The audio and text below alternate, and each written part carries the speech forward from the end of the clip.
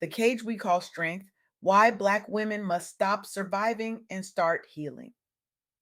I want to tell you about someone who is quietly dismantling one of the most dangerous lies ever told to Black women.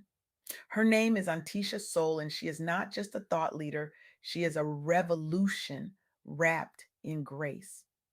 Anhtisha Soul is reshaping the conversation around resilience, healing, and what true empowerment looks like for Black women who have been told their entire lives that their value is measured by how much pain they can endure in silence.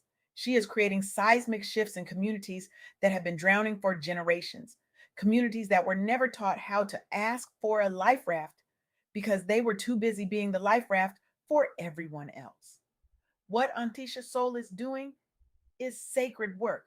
She is giving Black women permission to be human, to be soft, to be whole. And today I want to share what she taught me because I promise you, by the end of this talk, you will never look at strength, survival, or resilience the same way again.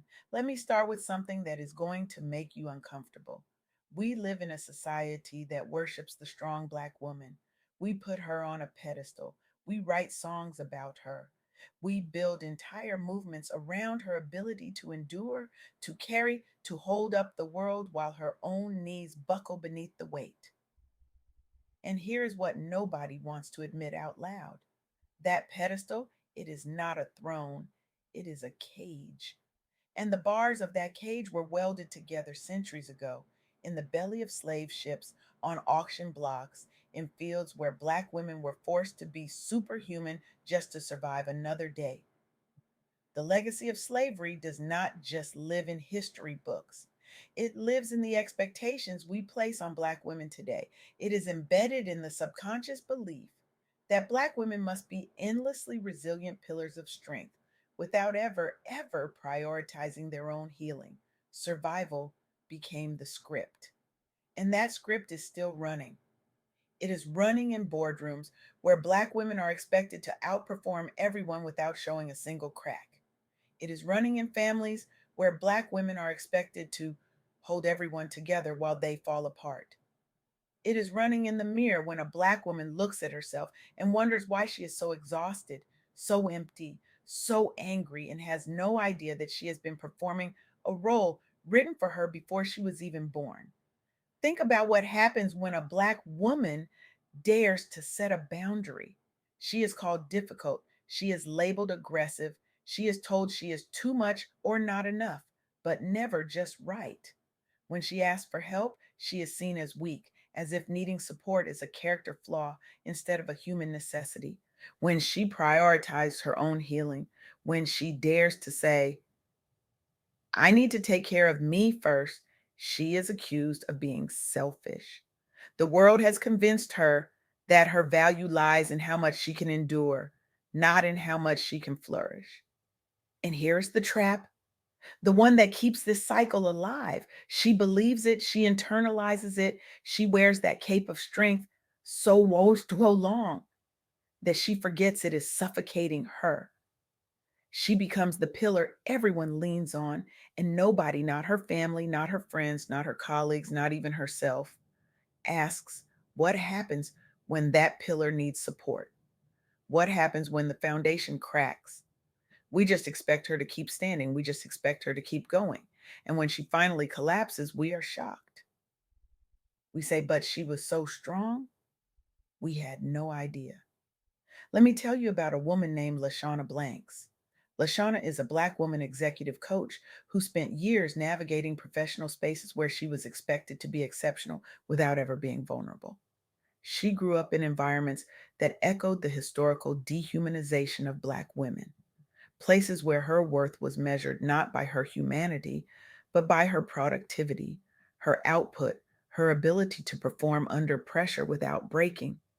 The perception shaped by slavery's legacy followed her into every boardroom, every performance review, every moment she dared to show up as her full self. She was expected to overperform, to outhustle, to outwork, to outendure everyone around her, and she did until she could not anymore. Lashana burned out, but here is where her story becomes revolutionary.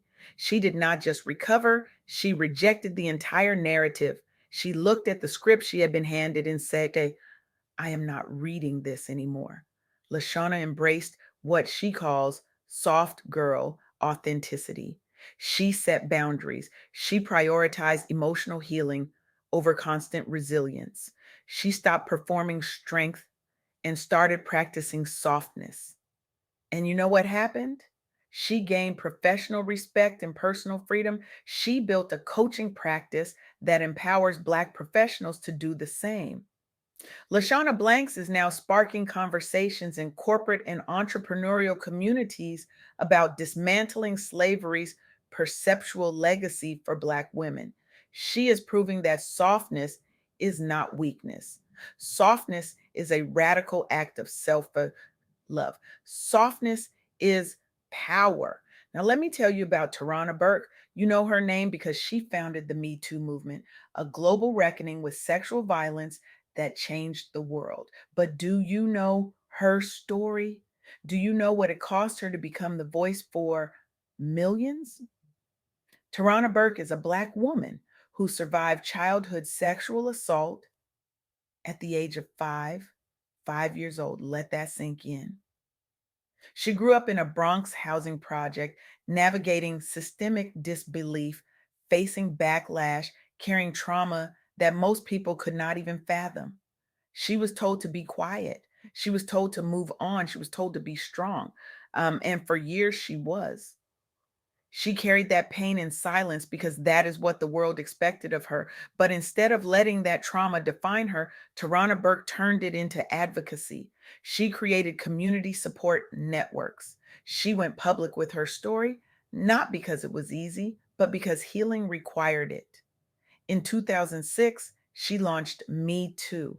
In 2017, Time magazine named her Person of the Year.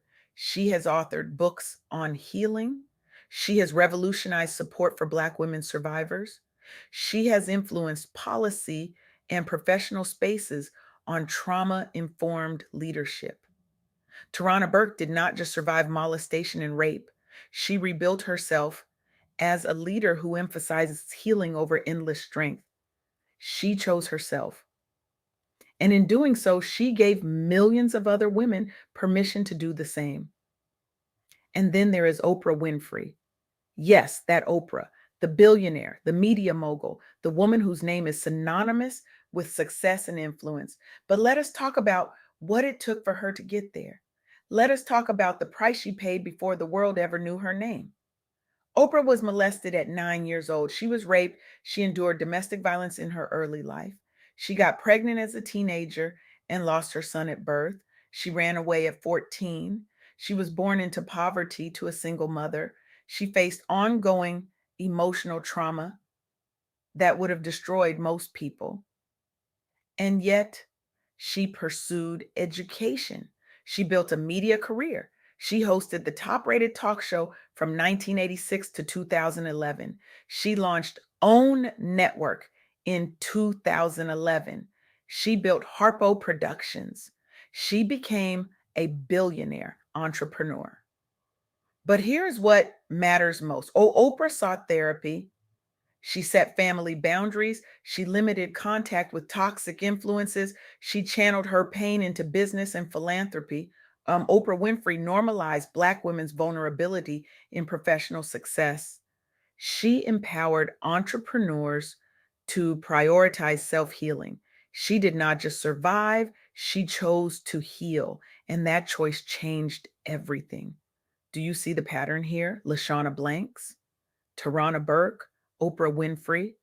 These are Black women who faced molestation, rape, domestic violence, family addiction, health crises, emotional trauma. They were knocked down. They were expected to just keep going, to be the pillar, to hold everyone else up while they crumbled inside. But they did something revolutionary. They chose themselves. They rejected the strong Black woman stereotype. They embraced self healing as a radical act of professionalism. They set boundaries. They went no contact with toxic family dynamics. They buried unhealable rifts. And in doing so, they freed up energy to build a stronger and better self. They stopped surviving and started thriving. Now, here's where this gets deeply personal, and I need you to hear this. Anhtisha Soul shared with me that rebuilding after repeated trauma, after molestation, after rape, after domestic violence, after addiction in the family, after health crises, is not just survival. It is the foundation for entrepreneurial breakthroughs. Think about that. The very thing the world tells you to hide, to push down, to get over, that is the thing that becomes your power when you choose to heal it. Going no contact with toxic family dynamics is not cold. It is not cruel. It is self preservation. It is choosing to build a stronger and better self, even when you are starting from broke and broken at 55, even when the world tells you it is too late, even when your own family shakes their finger at your spiritual journey and questions your choices. It is choosing you anyway. Let me be absolutely clear. This is not about blaming anyone. This is not about pointing fingers at families or systems or history. This is about recognizing that the script we have been handed, the one that says Black women must be endlessly resilient without ever prioritizing their own healing, that script is killing us. It is delaying true empowerment. It is turning survival into a silent trap. And the only way out is to rewrite it. We have to burn that script. We have to write a new one that says, I am allowed to rest. I am allowed to heal. I am allowed to choose me without guilt, without apology, and without explanation. So, how do we do that? How do we reclaim power in a world that profits from our pain? First, we reject the strong Black woman stereotype. We stop wearing strength like armor and start wearing it like a choice. We say, I am strong enough to ask for help. I am strong enough to set boundaries. I am strong enough to prioritize my healing. Second, we recognize that rebuilding after trauma is not just survival, it is the foundation for breakthroughs. Every scar is a story, every wound is wisdom. Every moment you chose yourself is a brick in the empire you are building. Third, we go no contact with toxic dynamics. We bury unhealable rifts. We free up energy. We stop pouring into people who drain us and start pouring into the version of ourselves that has been waiting to bloom. And here's the truth nobody tells you: choosing yourself is not selfish, it is sacred. It is the most professional thing you can do. Because when you heal, you show up differently, you lead differently, you love differently, you build differently. You become the woman you were always meant to be, not the woman the world demanded you become. Antisha Soul reminded me that softness is not weakness. It is a radical act of self love. It is a rebellion against a world that taught us survival instead of joy. It is a deep exhale from the superwoman script. It is a quiet but powerful return to rest, self trust, and radical joy. And it is available to you right now, not someday, not when you have earned it, not when you have proven yourself, right now. So here is what I need you to do: I need you to stop waiting for permission and give it to yourself. Right now, in this moment, I want you to think of one boundary you can set this week to prioritize your healing. Just one. Maybe it is saying no to a request that drains you. Maybe it is limiting contact with someone who diminishes your peace. Maybe it is carving out 30 minutes a day just for you. No phone, no demands, no guilt. Whatever it is, I want you to commit to it. Because here is the thing: you are not just a survivor, you are a winner. You do not lose, you rise, you rebuild, you reclaim. And the world does not just need you to do it because it deserves your strength.